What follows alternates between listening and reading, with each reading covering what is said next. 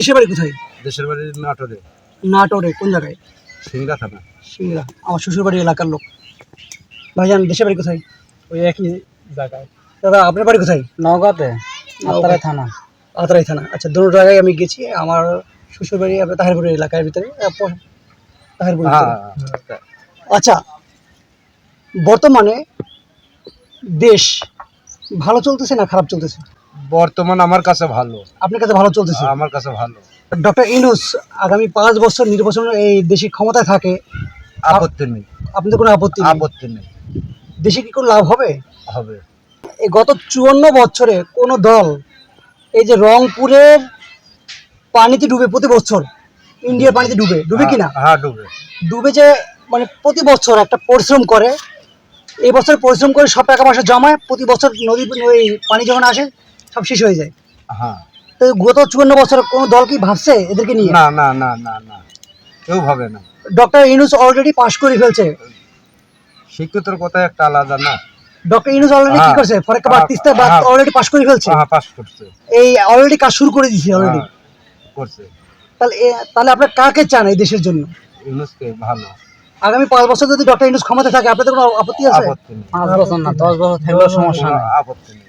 10 বছর থাকলেও সমস্যা নেই। 10 বছর থাকলে সমস্যা নেই। ডক্টর ইউনূস 10 বছর থাকলেও সমস্যা নেই। হাসিনা সরকার যে হারে দেশটা করে থেকে গেছিল, হ্যাঁ, ডক্টর ইউনূস যেভাবে চালা যাচ্ছে বর্তমান দেশটা, পরে দরকার।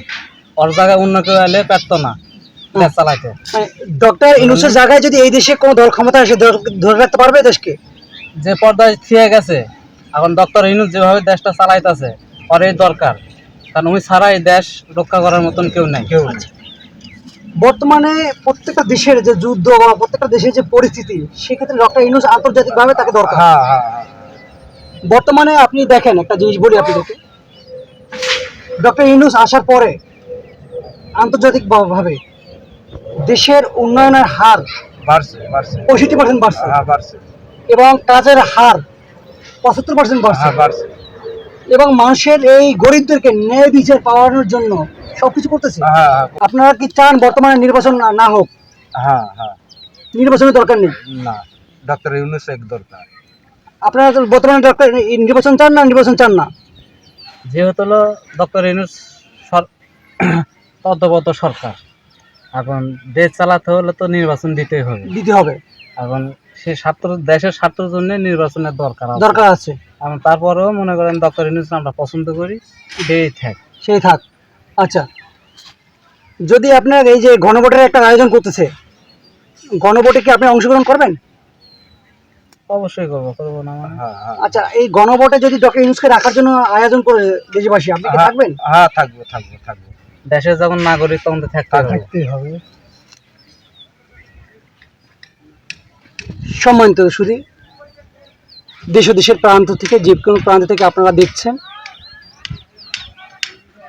জনমত টিভির পাশে থাকবেন আপনারা সাবস্ক্রাইব করে, এবং আমি আপনার কথাগুলোকে তুলে ধরবো জনতার মাঝে। আপনার কষ্টটাকে আমি জনতার মাঝে তুলে ধরবো। আপনি অভাবে আছেন, কষ্টে আছেন, আপনি আমাকে বলেন, আমি তুলে ধরবো। আপনার কষ্টটা আপনার ভাইয়ের সাথে শেয়ার করেন। যখন শেয়ার করবেন, আপনার কষ্টটার পাশে গিয়ে আসি দাঁড়াবে। তাই দেশের যে প্রান্তে থাকে দেখতেছেন, আপনাদেরকে শুভেচ্ছা, অভিনন্দন। ভালো থাকবেন। আমি মাসুম আহমেদ। আল্লাহ হাফেজ।